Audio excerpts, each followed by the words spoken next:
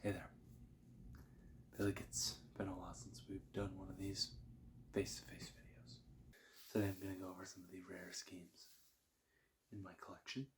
As some of you may know, I am a video game collector, and I do own some pretty rare and valuable games. Before we begin, I just want to mention this is not in any way meant to brag or anything like that. This is just a showcase. So, I guess we'll start with the two obvious suspects. Some of you may know limited run games. I own two of them for the Nintendo Switch, Vitamin Connection and Doom 64. See the little limited run logo there. Both of these were bought at Best Buy. I don't camp on limited run website and just wait until they drop. I just buy it afterwards. But Vitamin Connection is limited run number 59, and Doom 64 is limited run number 81. So these are pretty cool to own, especially Doom 64. Vitamin Connection, which is kind of an impulse buy, just because it was a limited run game. Still very cool to own. Very cool. Set that over there. Okay. Move on to the next in the pile. Now, a lot of you may recognize this game, Legend of Zelda: A Link to the Past. This itself is not rare, however, I don't know if I've ever showed this. I have the original box and manual for A Link to the Past, which is rare. My box is not perfect, as you can see. The corners are a little rough, but it's still a box and it's got the map and everything. I keep it in this box protector to protect it from further damage. So that's pretty neat. Also, the box protector makes nice sounds. Okay. I guess we'll keep on the Super Nintendo track. This one in particular, I'm not sure if this one's necessarily rare. However, it is still a good game. And one I don't hear a lot of people talk about, so it might be rare. This is ActRaiser 2. Really cool game. It's quite expensive, I think. Rare, I'm not so sure, but ActRaiser 2. This one, the next one I do know is rare. This is Wolfenstein 3D on the Super Nintendo, and I came across this at a yard sale for $5. I had a whole bunch of Super Nintendo games, so Lord only knows what else he had in there. I didn't even look. I saw, ooh, Wolfenstein. I want that one because I think the new order just came out when I bought this, so I said, ooh, Wolfenstein. So this is really cool to own. And I didn't know it at the time, but this is probably, I'd say, well, it's definitely the rarest Super Nintendo game I own. I'm not sure about the rarest game I own. I feel like I should give the handhelds a little love here. I don't have many rare stuff on handhelds, however, I do have Persona 4 Golden on the PS Vita, which game's in there. It is going up in value significantly. Any Vita games are, to be honest. I mean, PlayStation Vita is just becoming more and more collectible, and especially Persona 4 Golden. Moving on.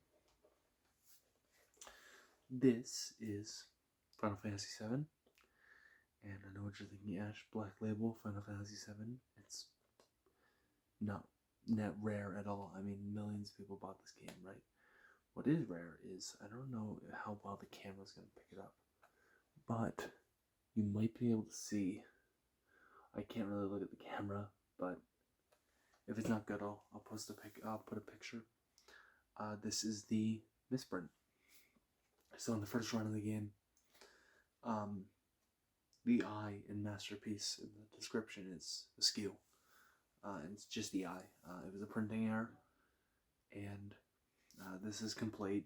However, the manual is a little, how do I say, damaged.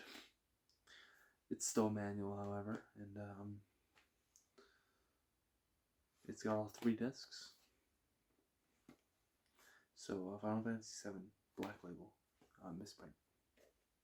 Very cool. Very cool. I didn't even know I was buying this. I found a lot of, I believe it was Final Fantasy 7 and 8 on eBay. I said that's a pretty good price, I'll buy it, and it didn't show the back or anything. And turns out it was misprint. Alrighty, moving on to my favorite GameCube. And I'll get this one in the way because I cheated a little bit. I don't actually own this game, but I do have the big box for it. Mario Party 7. I have 4 and 6. I do not have 7, but I do own the gigantic box that came packed in with the microphone and everything. A little bit of damage there on the side is making protrude out, but it is in a nice box protector. And Mario Party 7 itself isn't rare. This box is it's pretty. At least it increases the price, I know that much. So yeah, a whole stack of. I guess we'll go over the ones, some of my favorite in the collection, although they aren't necessarily rare. Get a big one out of the way. This is Paper Mario and the 1,000-Year Door, complete and with all the inserts and everything. People love this game. I didn't finish it myself. I played a little bit of it, and it is really good. It's probably just not worth fighting over, which I know a lot of people do, fighting in the Paper Mario community and stuff. Like, people just lose their minds over how they won't re-release 1,000-Year Door. I wouldn't go that far. Like, I'm like, all right, calm down. These next two hold a special place in my heart, especially since the first one is my original copy. This is Pokemon Coliseum. You probably heard of what it was. And Pokemon XD Gale of Darkness. This I got for my birthday one year.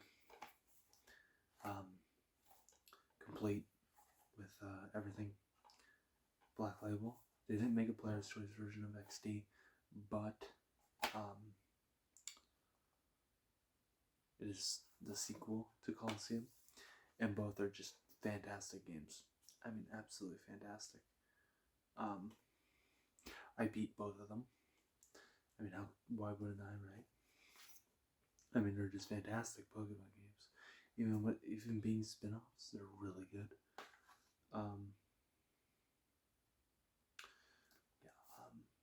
These, you can't get one of these games without spending over $100. I got very lucky. I bought my copy of XD at a game store years ago. Not this particular copy. I sold that particular copy that I got at a game store, and I felt really awful about selling it, so I bought it again. But my original copy of XD I found at the game store for $35, and that's a steal, especially now.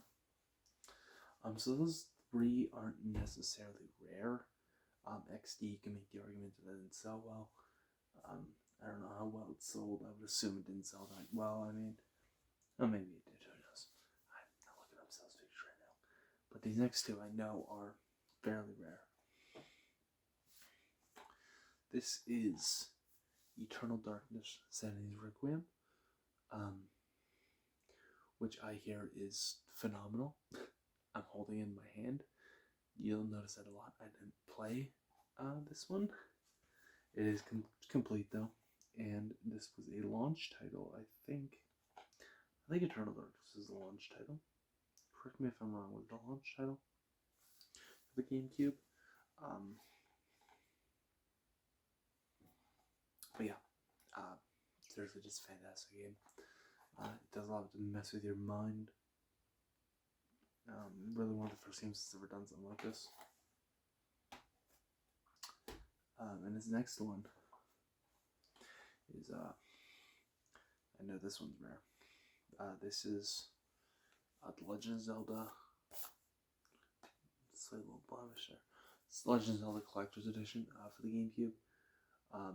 This one includes The Legend of Zelda, Zelda 2, The Adventure of Link, The Legend of Zelda Ocarina of Time, and Majora's Mask, and a playable demo of The Wind Waker.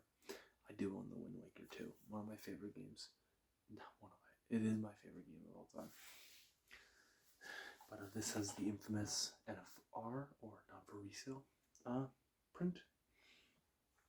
Because this was only sold in bundles of the GameCube. It only was sold with the GameCube. As far as I know, this was not sold individually, brand new.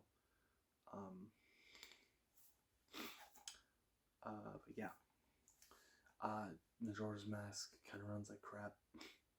I don't know how they couldn't emulate it properly, but I mean, it's still 4 great games. And that's gonna do it. A bit of a shorter video tonight. I've got more in the works. Thank you all so much for watching. I gotta take all these back upstairs. Great. Thank you all so much for watching, and you all have a good one.